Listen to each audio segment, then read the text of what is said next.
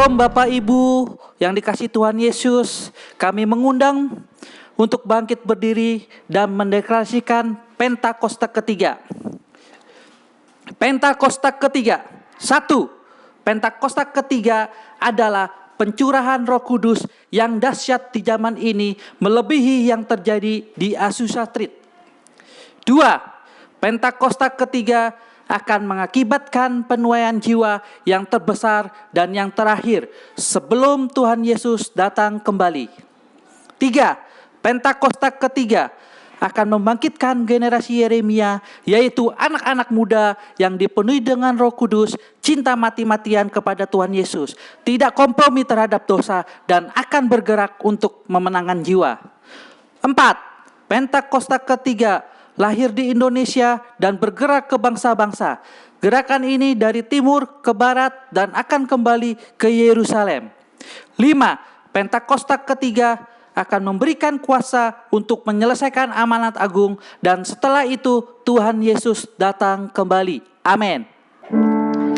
Shalom saudara yang terkasih di dalam Tuhan Yesus. Jumpa lagi kita pada ibadah online GBI Empang 3 saat ini. Saudara, semua ini karena Tuhan. Amin. Saudara terkasih dalam Tuhan Yesus, mari kita siapkan hati kita. Kita ingin sembah Tuhan, kita ingin duduk diam di hadirat Tuhan, dan mari kita satukan hati kita berdoa.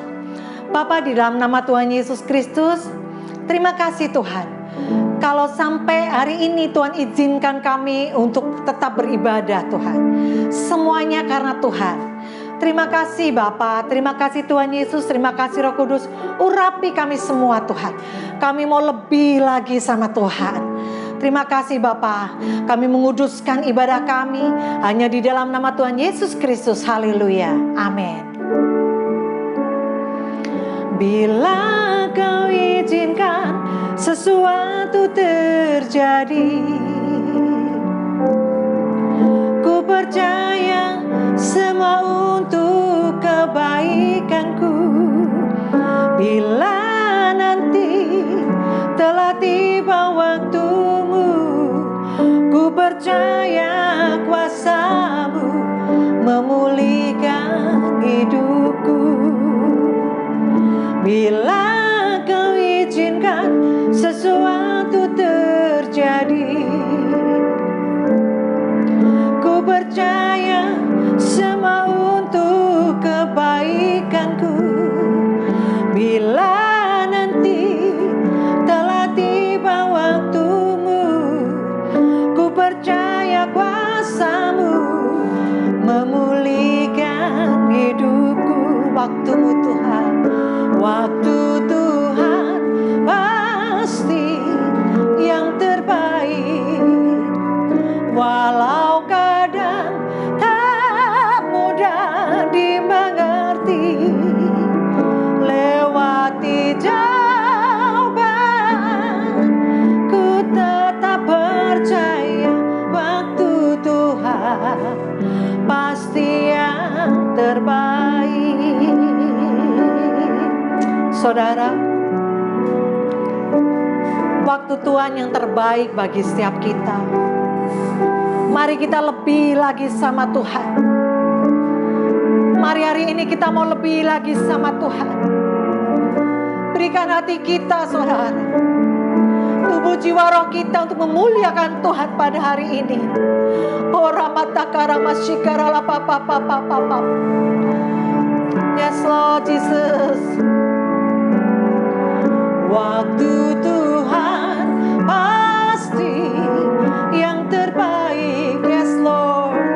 Walau kadang tak mudah dimengerti, lewati jawaban, ku tetap percaya waktu Tuhan pasti yang terbaik. Waktumu Tuhan, waktu Tuhan pasti yang terbaik. Ora mata karama shikara la papa papa papa.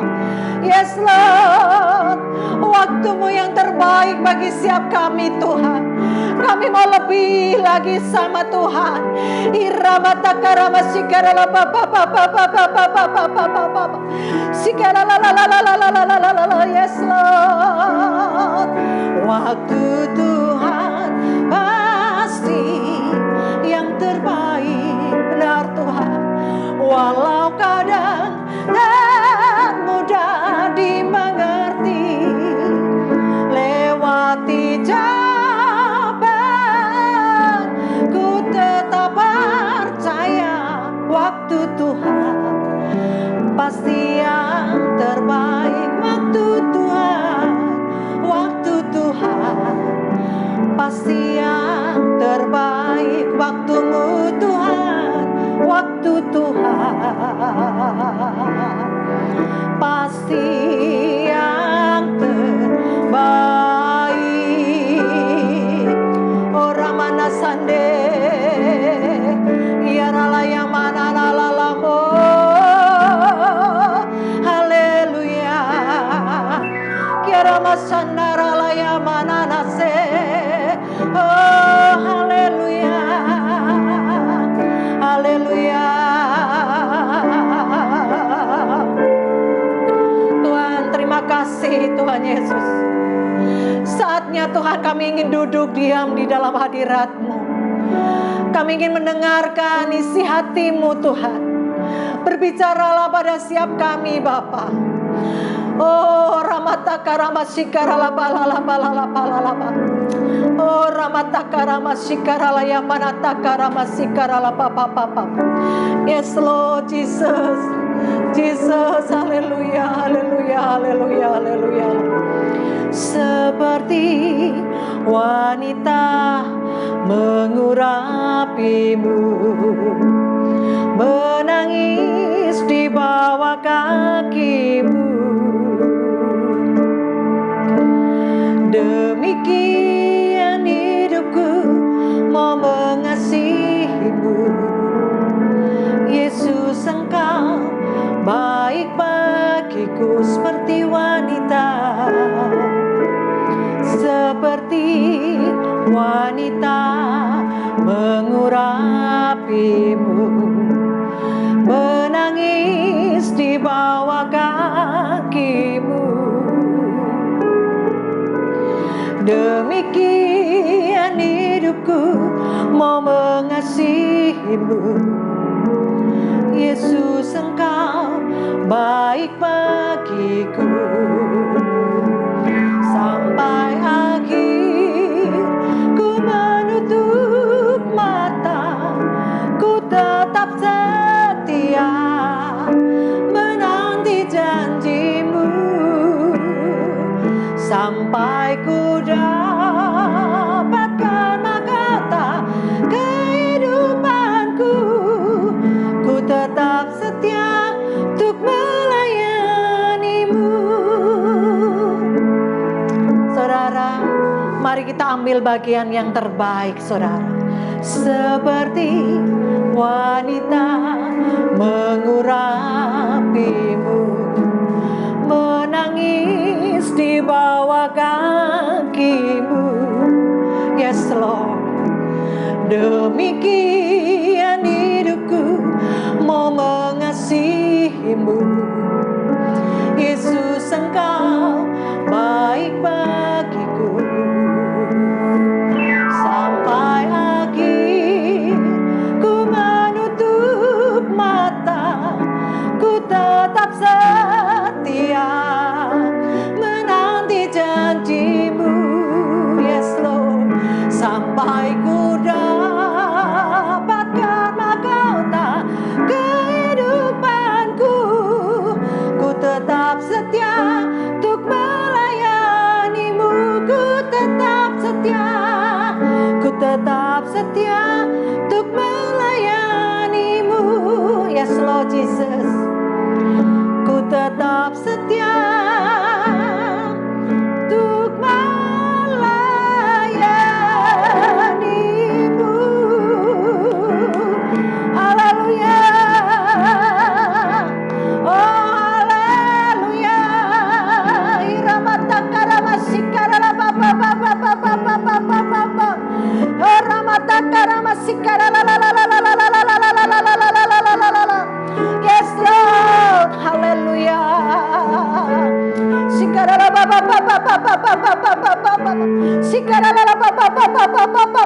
Jesus, Jesus, Jesus, Jesus.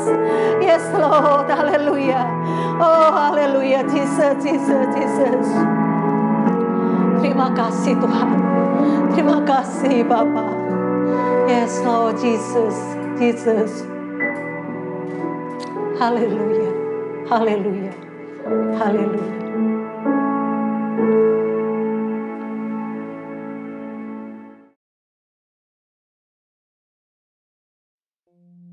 Shalom semuanya.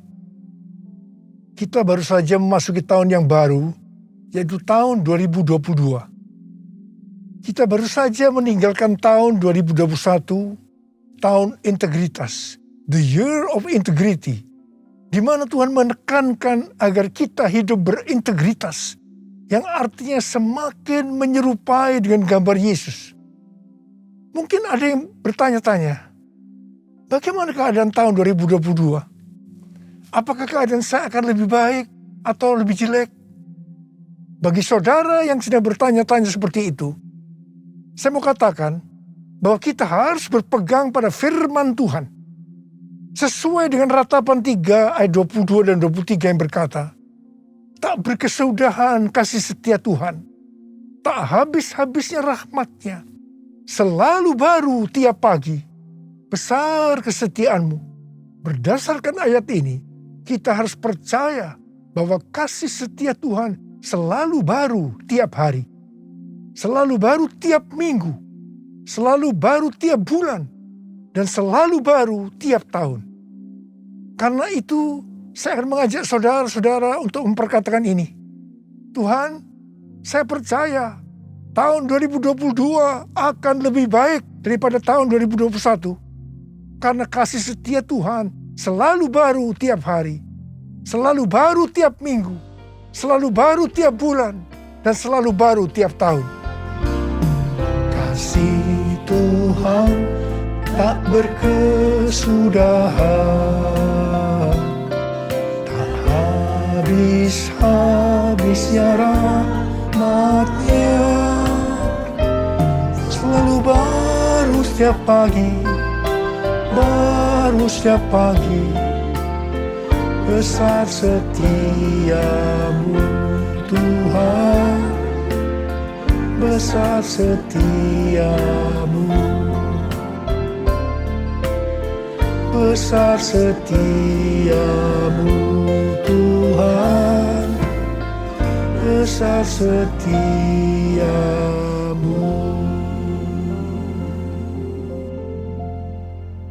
Dasar kita percaya bahwa tahun 2022 akan lebih baik daripada tahun 2021 karena Ratapan 3 ayat 24 berkata, Tuhan adalah bagianku, kata jiwaku.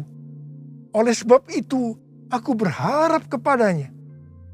Jadi karena kita akan selalu berharap kepadanya, maka kita akan berkata bahwa tahun 2022 akan lebih baik dibanding tahun 2021. Apa yang terjadi kalau kita berharap kepadanya? Yang pertama, sesuai dengan Yesaya 40 ayat 30 dan 31, maka orang yang berharap kepada Tuhan akan mendapatkan kekuatan yang baru, yang akan melebihi kekuatan orang-orang muda. Mereka seumpama Raja Wali yang naik terbang dengan kekuatan sayapnya. Mereka berlari dan tidak menjadi lesu. Mereka berjalan dan tidak menjadi lelah. Haleluya! Orang yang berharap Tuhan diperbarui kuatnya, terbang naik dengan sayap Raja Wali.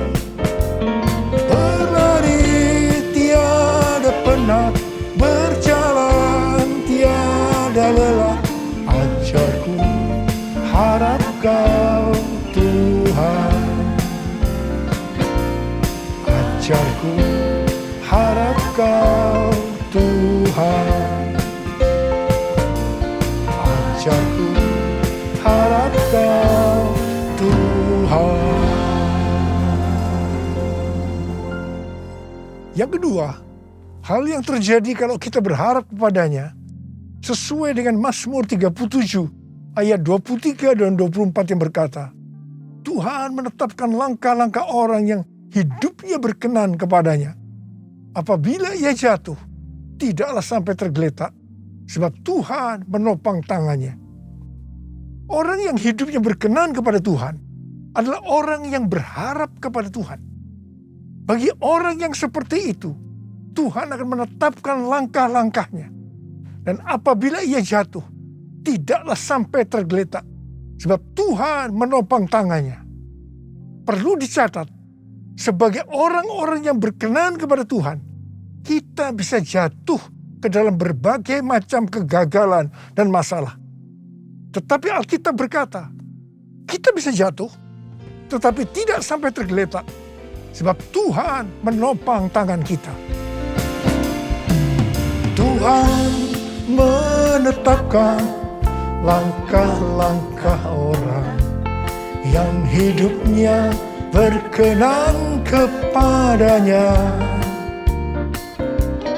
Apabila ia jatuh, tak sampai tergeletak, sebab Tuhan menopang tangannya. Tangannya, tangannya, oh tangannya, tangannya, sebab Tuhan menopang tangannya. Apabila ia jatuh, tak sampai tergeletak, sebab Tuhan menopang tangannya. Sebab Tuhan menopang tangannya. Sebab Tuhan menopang tanganku. Sebab Tuhan menopang tanganku. Yang ketiga, hal yang terjadi kalau kita berharap kepadanya adalah sesuai dengan Yeremia 17 ayat 7 dan 8 yang berkata, diberkatilah orang yang mengandalkan Tuhan, yang menaruh harapannya pada Tuhan. Ia akan seperti pohon yang ditanam di tepi air, yang merambatkan akar-akarnya ke tepi batang air, dan yang tidak mengalami datangnya panas terik, yang daunnya tetap hijau, yang tidak khawatir dalam tahun kering, dan yang tidak berhenti menghasilkan buah. Haleluya! Yang keempat, hal yang akan terjadi kalau kita berharap kepadanya, sesuai dengan Mazmur 32 ayat 8 dan Mazmur 33 ayat 18, bahwa mata Tuhan tertuju kepada mereka yang takut akan Dia, kepada mereka yang berharap akan kasih setianya. Tuhan akan mengajar, menasehati, dan menunjukkan jalan yang harus kita tempuh. Tuntunan Tuhan ini akan kita mengerti hanya kalau mata kita tertuju kepada Dia. Alasan yang kedua, mengapa kita berkata kalau tahun 2022 akan lebih baik daripada tahun 2021? Karena hati kita melekat kepada Tuhan. Karena kita hidup intim dengan Tuhan. Dalam Mazmur 91 ayat 14 sampai dengan 16, Tuhan berkata, sungguh hatinya melekat kepadaku, maka aku akan meluputkannya.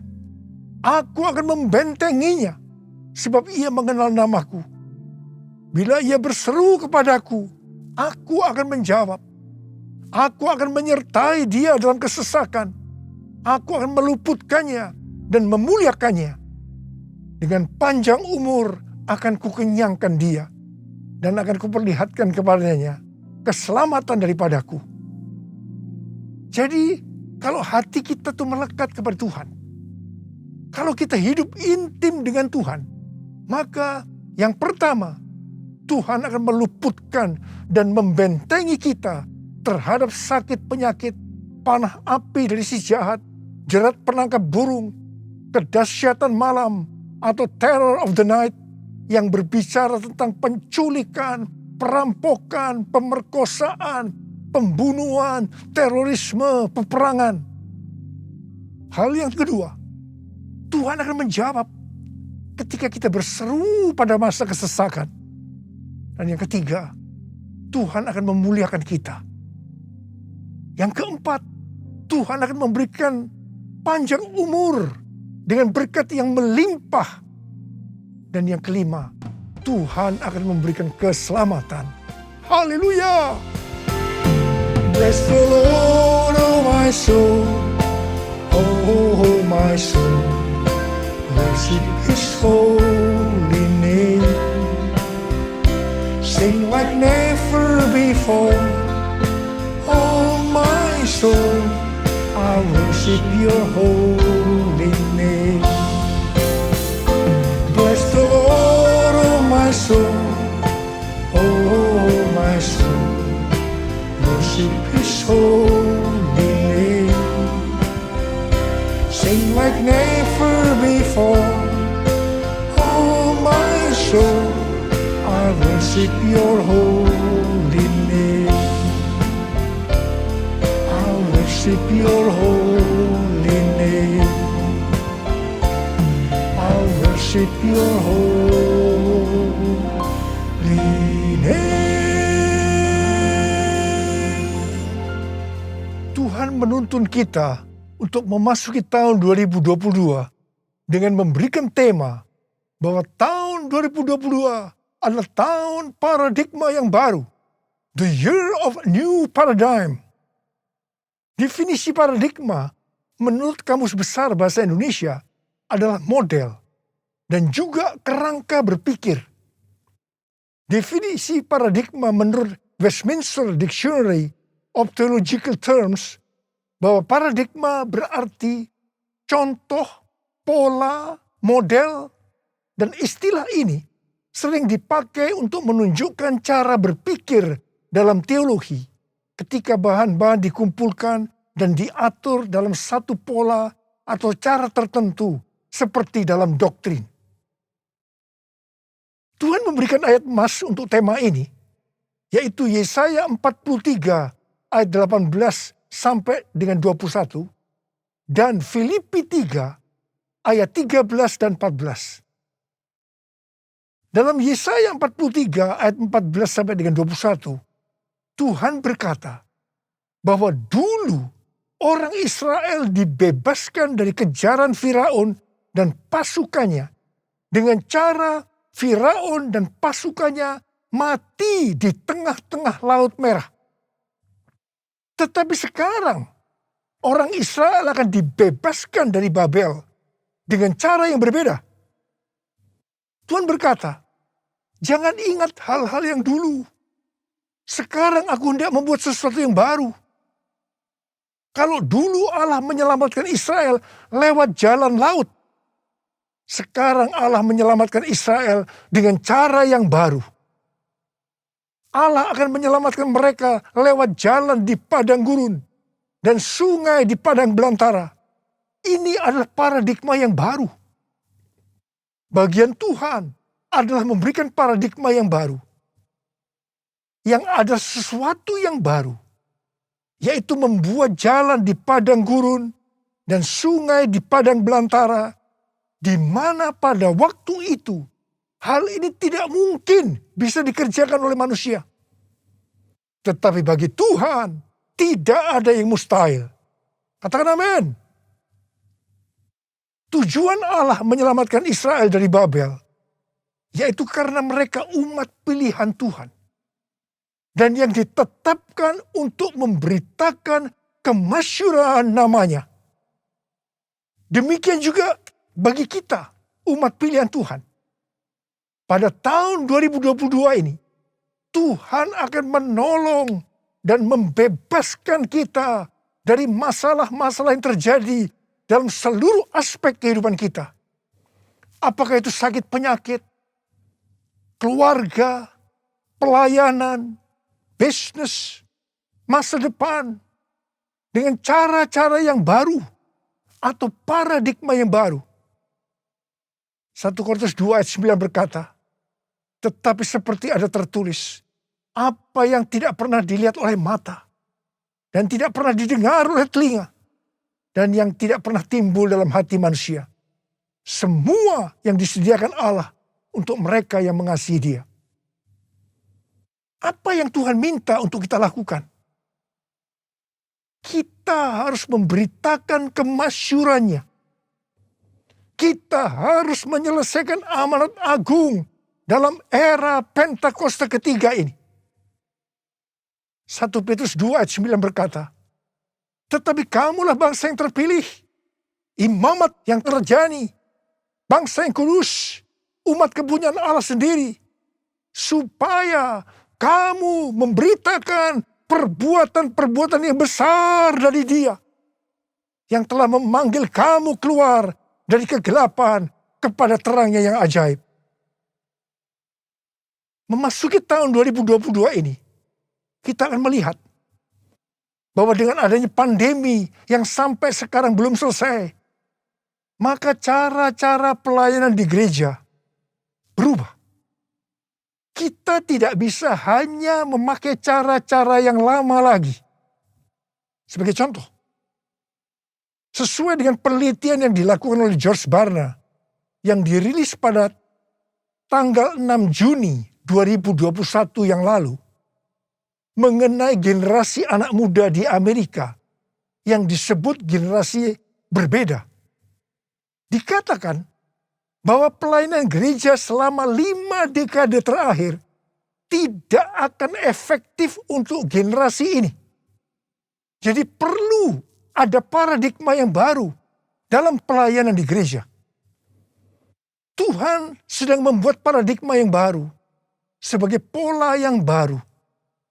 Dan bagian kita adalah menerima sebagai cara pandang yang baru. Demikian juga dengan cara berbisnis. Pasti banyak dari cara-cara yang lama yang sudah tidak bisa dipakai lagi. Perlu diperhatikan bahwa Wahyu 13 ayat 16 pasti akan digenapi. Manusia tidak dapat membeli dan menjual kalau tidak memiliki tanda antikristus di tangan kanannya dan di dahinya. Dan dengan seizin Tuhan, dunia sekarang sedang dibawa ke sana untuk menggenapi Wahyu 13 ayat 16 tadi. Tetapi bagi kita yang percaya bahwa pengangkatan terjadi sebelum masa sengsara yang disebut dengan pre-tribulation, kita tidak akan mengalami itu. Sekali lagi saya mau katakan pada saudara, kita tidak akan mengalami itu. Jadi, daripada kita disibukkan memikirkan chip dari antikristus sampai menolak untuk divaksinasi, sebaiknya kita mempersiapkan diri kita untuk pengangkatan yang sudah sangat-sangat dekat waktunya. Maranatha, Tuhan Yesus datang segera. Jadi, dalam tahun paradigma yang baru ini, ada 3 hal yang harus diperhatikan. Yang pertama, paradigma adalah inisiatif Tuhan sendiri yang perlu diresponi oleh umatnya. Ada bagian yang Tuhan perbuat, ada bagian yang umatnya harus lakukan. Yang kedua, bagian Tuhan membuat sesuatu yang baru, yaitu paradigma sebagai pola. Dan yang ketiga, bagian umat Tuhan melihat, mengetahui, dan menerima yang Tuhan buat, yaitu paradigma sebagai cara pandang. Hatiku percaya, hatiku percaya, hatiku percaya, selalu ku percaya, selalu ku percaya, selalu ku percaya.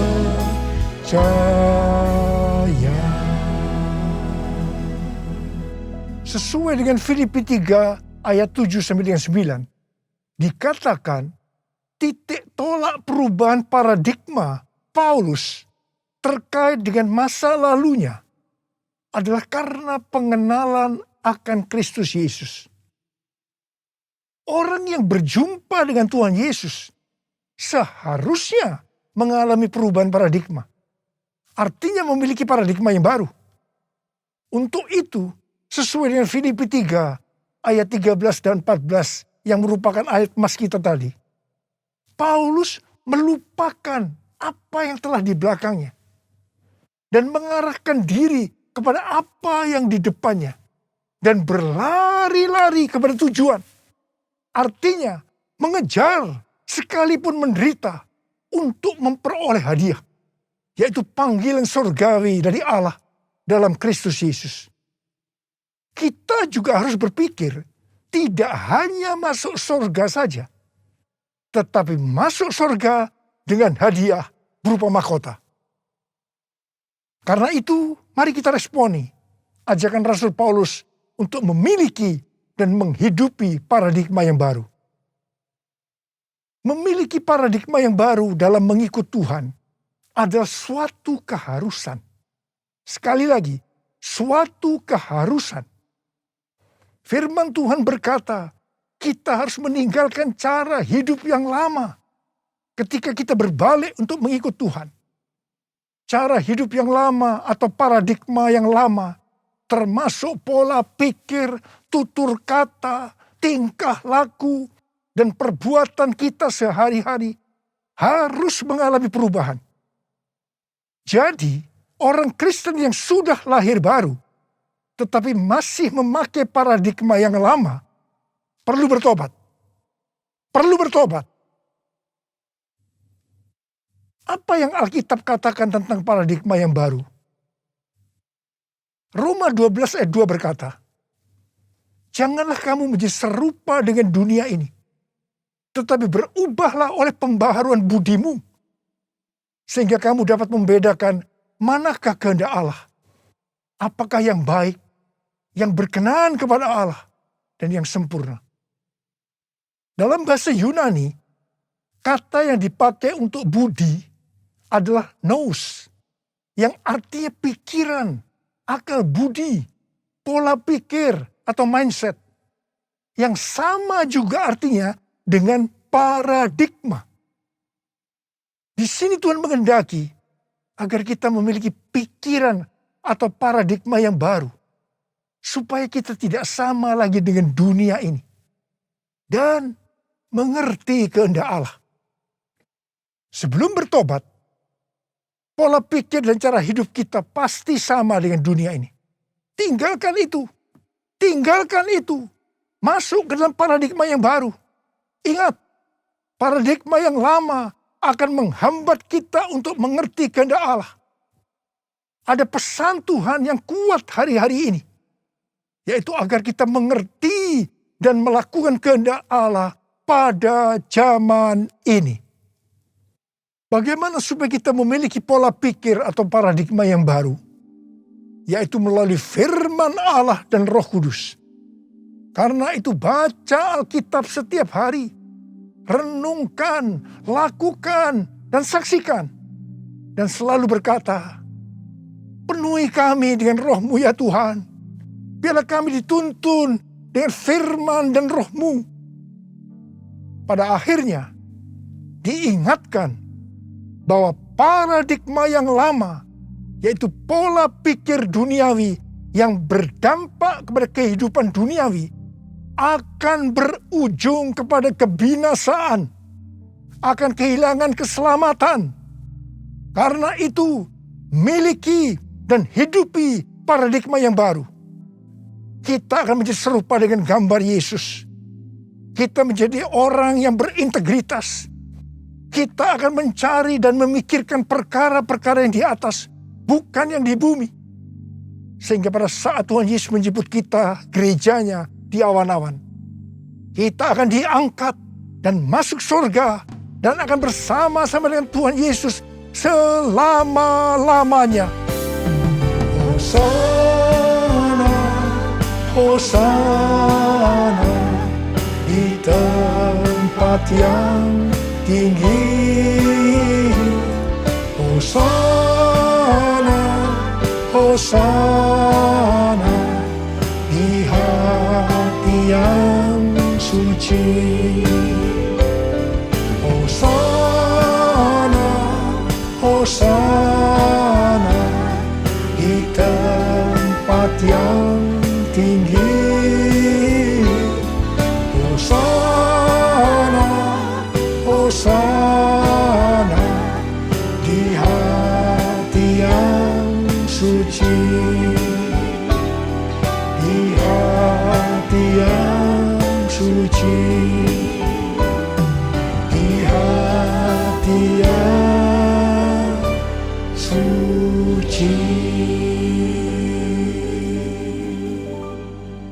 Jadi saudara-saudara, memasuki tahun 2022 yang Tuhan berikan tema tahun paradigma yang baru, the year of new paradigm, maka ada 6 hal yang harus diperhatikan.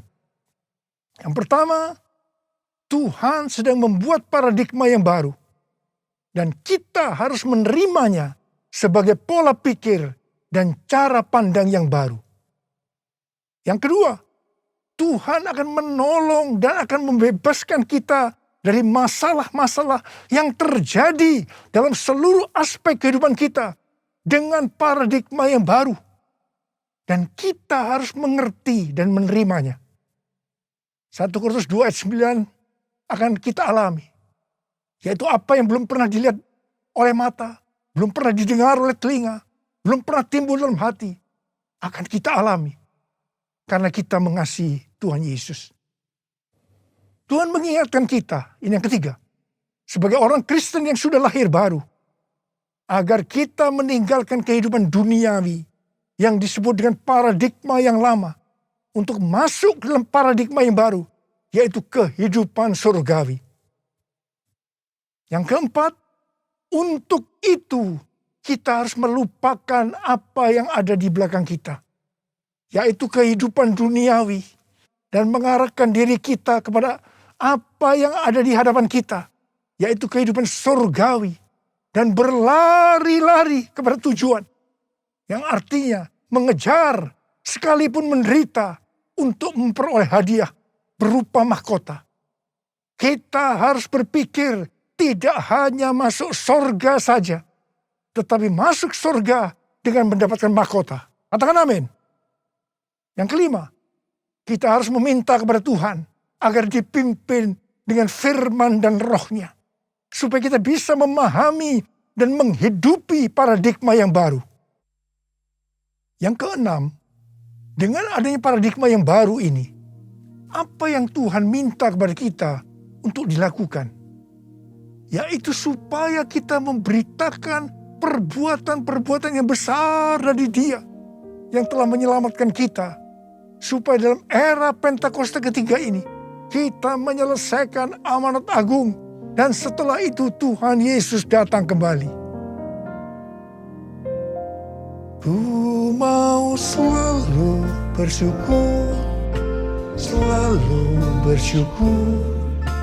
Kau Tuhan yang setia, yang selalu menopang. Ku mau selalu bersyukur, selalu bersyukur. Kau Bapakku yang setia. Sekali lagi. Ku mau selalu bersyukur, selalu bersyukur. Kau Tuhan yang setia, yang selalu menopang. Ku mau selalu bersyukur, selalu bersyukur. Kau Bapakku yang setia. Ayo angkat tangan saudara, kita sembah Dia.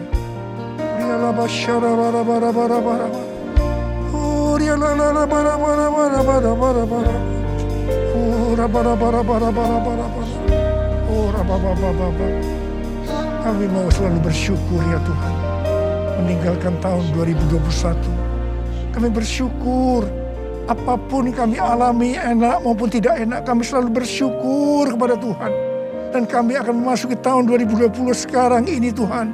Kami bersyukur Tuhan. Terima kasih Bapa, urapi kami. Urapi kami semua Tuhan memasuki tahun 2022 ini Tuhan. Supaya kita semua bisa memahami dan menghidupi paradigma yang baru. Sekarang terimalah. Terima pengurapan Tuhan. Terima.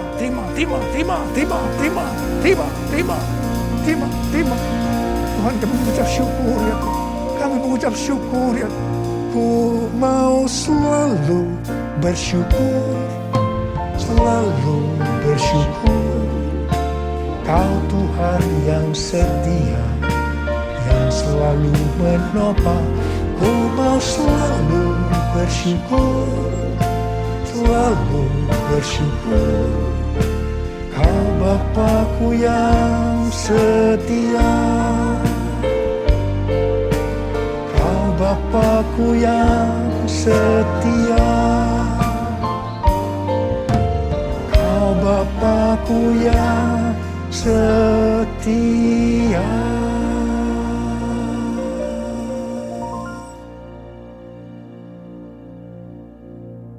Mari saudara-saudara, kita akan masuk dalam perjamuan kudus. Ini adalah perjamuan kudus yang pertama dalam tahun yang baru, tahun 2022 ini. Kita akan mengingat ayat ini. Sebab setiap kali kamu makan roti ini dan minum cawan ini, kamu memberitakan kematian Tuhan sampai Ia datang. Perjamuan kudus adalah perjamuan Tuhan Yesus sendiri. Setiap kali kita masuk dalam perjamuan kudus, Tuhan Yesus selalu berkata kepada kita, biarlah ini menjadi peringatan akan daku. Peringatan akan daku. Karena itu mari saudara-saudara, kita tundukkan kepala, kita arahkan hati kita kepada kebaikan Tuhan. Apa yang telah Tuhan Yesus perbuat dalam hidup ini? Supaya kita lebih mengasihi Tuhan Yesus. Kita supaya lebih mengasihi satu dengan yang lain. Bapa, siapakah kami sebelum kami mengenal Engkau? Kami semua orang berdosa. Upah dosa adalah maut, mati. Tapi Engkau yang tidak berdosa telah dijadikan dosa oleh karena kami. Engkau harus turun dari surga mulia, menjelma menjadi manusia, mati ganti kami dengan penderitaan yang luar biasa. Tuhan, terima kasih. Terima kasih buat kebaikan Tuhan. Terima kasih buat kebaikan Tuhan. Ya Tuhan, Engkau jadikan kami sebagai anak-anak-Mu. Kau tuntun, Kau bela, Kau lindungi. Kau sembuhkan kami. Kau berikan kepada kami visi-visi yang baru memasuki tahun yang baru ini Tuhan. Engkau tegur juga kalau kami salah. Itu Engkau ya Aba. Itu Engkau ya Aba. Saudara, Tuhan akan memberkati kita semua melalui perjamuan kudus. Tapi Tuhan mau kita makan dan minum dengan cara yang benar. Karena itu, mari masing-masing berdoa, introspeksi. Kita baru saja meninggalkan tahun yang lama, tahun 2021. Memasuki tahun yang baru, tahun 2022. Mari, kalau ada hal-hal yang belum diselesaikan selama ini dengan Tuhan, memasuki tahun yang baru, kita selesaikan sekarang ini. Kita minta ampun kalau ada hal-hal yang menyedihkan hatinya Tuhan. Kita minta ampun. Ampuni saya Tuhan. Ampuni, katakan begitu. Katakan, ampuni saya Tuhan. Ampuni saya. Tuhan, ampuni kami semua Tuhan. Ampuni kami semua. Kau melihat anak-anak-Mu semua yang sedang meminta ampun padamu. Ampuni Tuhan. Berkati mereka memasuki tahun yang baru. Tahun 2022. Tahun paradigma yang baru ini. Ya Bapa, ya Bapa, ya Bapa.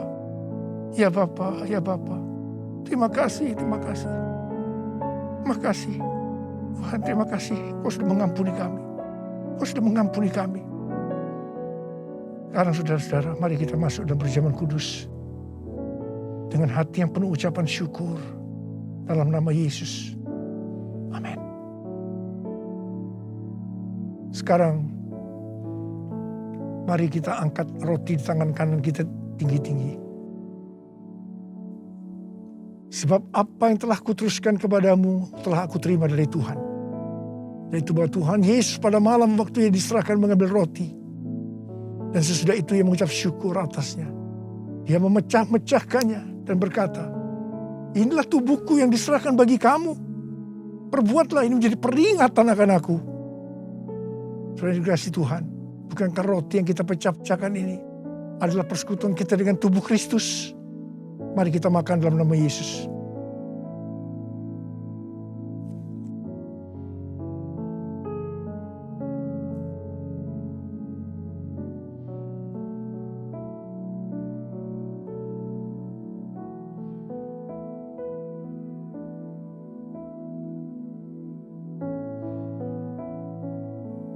Angkat cawan di tangan kanan kita tinggi-tinggi. Demikian juga ia mengambil cawan sudah makan lalu berkata, Cawan ini adalah perjanjian baru yang dimeteraikan oleh darahku. Perbuatlah ini. Setiap kali kamu meminumnya menjadi peringatan akan aku. Sudah dikasih Tuhan. Bukankah cawan pengucapan syukur yang atasnya kita ucapkan syukur adalah persekutuan kita dengan darah Yesus. Mari kita minum dalam nama Yesus.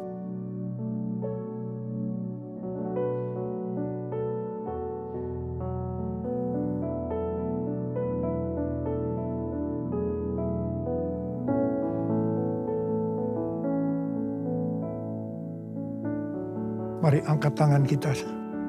Ucapkan syukur dengan suara. Jangan diam. Jangan diam. Ucapkan syukur ya Tuhan. Terima kasih ya Tuhan. Terima kasih. Terima kasih ya Tuhan. Terima kasih ya Tuhan. Terima kasih. Oh ralabaya ralabarabarabarabara. Tuhan, kamu berdoa buat anak-anakmu semua ya Tuhan. Mereka semua sedang mengangkat tangan di hadapanmu Tuhan. Kamu berdoa bagi yang sakit. Sembuhkan mereka ya Tuhan. Sembuhkan mereka. Sembuh dalam nama Yesus. Sembuh dalam nama Yesus. Terima mujizat Tuhan. Terima. Oh Tuhan, terima kasih. Katakan terima kasih. Katakan terima kasih buat kesembuhan. Buat pertolongan Tuhan. Buat pemulihan. Katakan terima kasih. Terima kasih. Terima kasih. Terima kasih. Terima kasih. Yesusku, terima kasih Yesusku. Puji syukur hanya bagi Tuhanku. Terima kasih Yesusku. Terima kasih Yesusku. Puji syukur hanya bagi Tuhanku. Terima kasih Yesusku. Terima kasih Yesusku. Puji syukur hanya bagi Tuhanku. Terima kasih Yesusku. Terima kasih Yesusku. Puji syukur hanya bagi Tuhanku. Puji syukur hanya bagi Tuhanku. Puji syukur hanya bagi Tuhanku. Terima kasih. Terima kasih Abah. Terima kasih. Terima kasih Abah. Terima kasih. Angkat tangan saudara. Terimalah berkat Tuhan. Kasih karunia yang berlimpah-limpah daripada Allah Bapa dalam anaknya tunggal Yesus Kristus. Persekutuan yang manis dengan Roh Kudus menyertai saudara sekalian mulai hari ini. Sampai Tuhan Yesus datang menjemput kita di awan-awan. Dan bahkan sampai selama-lamanya. Yang percaya bersama-sama katakan, Amin.